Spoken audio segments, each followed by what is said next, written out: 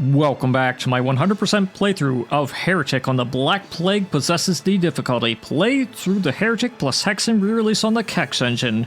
We're doing all levels with a 1 start, and this is E3M8, the final level of the original release of Heretic, the Sparrow's Keep.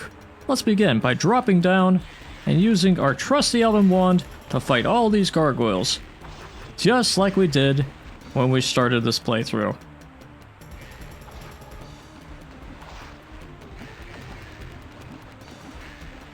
And once you've dealt with all the gargoyles, assuming you haven't taken any damage, you can grab the Shadow Sphere, the Ethereal Crossbow, the Silver Shield, and most importantly the Wings of Wrath. If you did take any damage, you can take either of these Crystal Vials to help you. But when you're done, you want to use those Wings of Wrath to go up and through this portal to fight 2 Disciples of the Sparrow, guarding the Dragon Claw.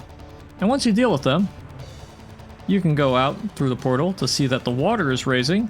You can go through here and start fighting a few Nitro Golems. Ideally, you want to prioritize firing at one in particular at a time so that you can kill them faster and have less projectiles firing at you. But you can do the little U-turn motion that I was making whilst doing so. Now you can go through this portal and deal with Ophidians, 3 of them, and we're going to do a sort of similar method.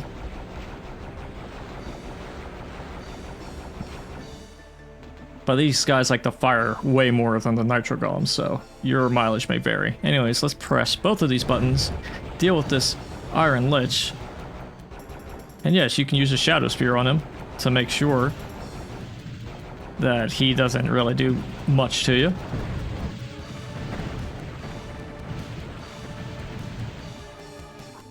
And you get a Hell Staff out of this encounter, which is also very important. And before you go into the final portal, which is indicated by this, you can go into the secret area, which has a bunch of goodies. A Tome of Power, Bag of Holding, Chaos Device. Yeah, you name it. The works. Anyways. There he is. The Sparrow himself. So let's grab the Phoenix Rod. Let's grab the Tome of Power, the Enchanted Shield, and drop down here and grab some extra things that will help us deal with them. As you can see, he is riding a serpent, which is why he's a serpent rider. Go figure, right? Yeah, anyways. Dealing with him is not too difficult. Once you realize the Wings of Wrath are right here on the right side, and you can interact with either one of these. One of them gives you the Ring of Invincibility, and the other will give you a Mystic Urn.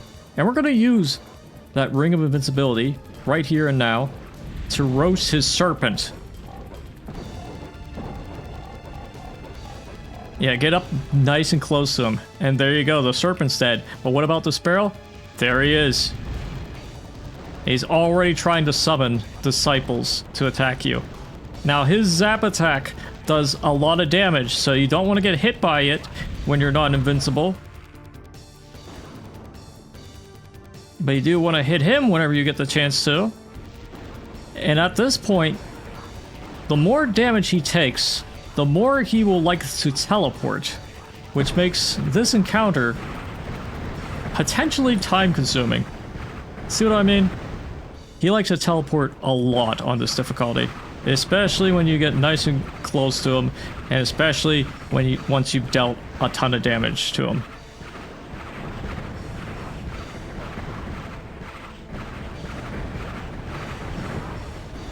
Now, of course, you cannot rely on the crossbow to deal damage to the Sparrow consistently. You can use it to clear up all of his little cronies that he likes to summon, and you have plenty of ammo for that. But on top of that, you can use the Hell Staff to also help deal with such an encounter.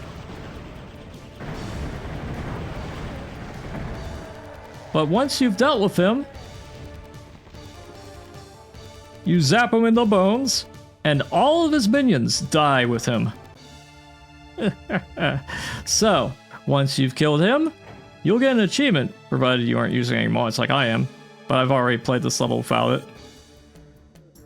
And you can also press this button to raise the stairway to leave. But if you also want to pick up any extra items, you can feel free to do so. Like say, hey, let's pick up this Tome of Power from this dead disciple, even though we will not use it. But yeah, as you can see, we got way more than 100% kills, because when you kill the Sparrow, all the enemies die, so it's technically not that relevant whether or not you kill all the enemies beforehand.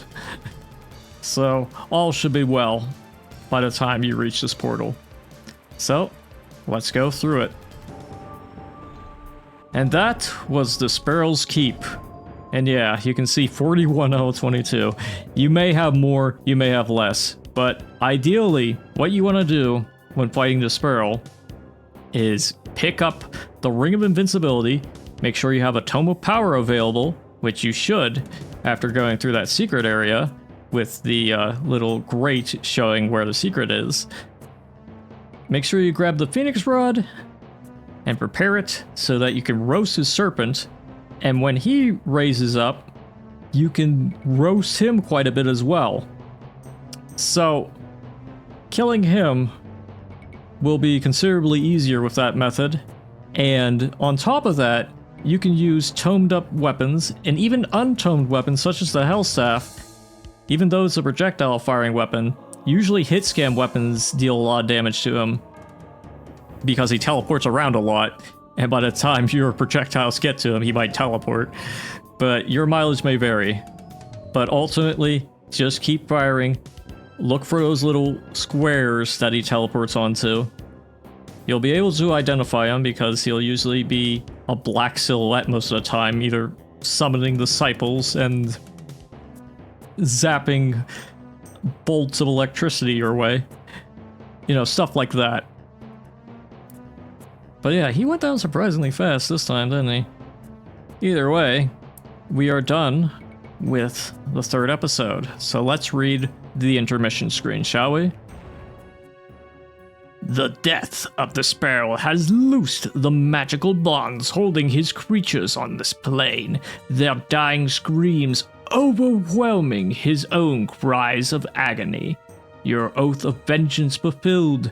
You enter the portal to your own world, mere moments before the dome shatters into a million pieces. But if the Sparrow's power is broken forever, why don't you feel safe? Was it that last shout just before his death, the one that sounded like a curse? Or a summoning? You can't really be sure, but it might just have been a scream. Then again, what about the other Serpent Riders?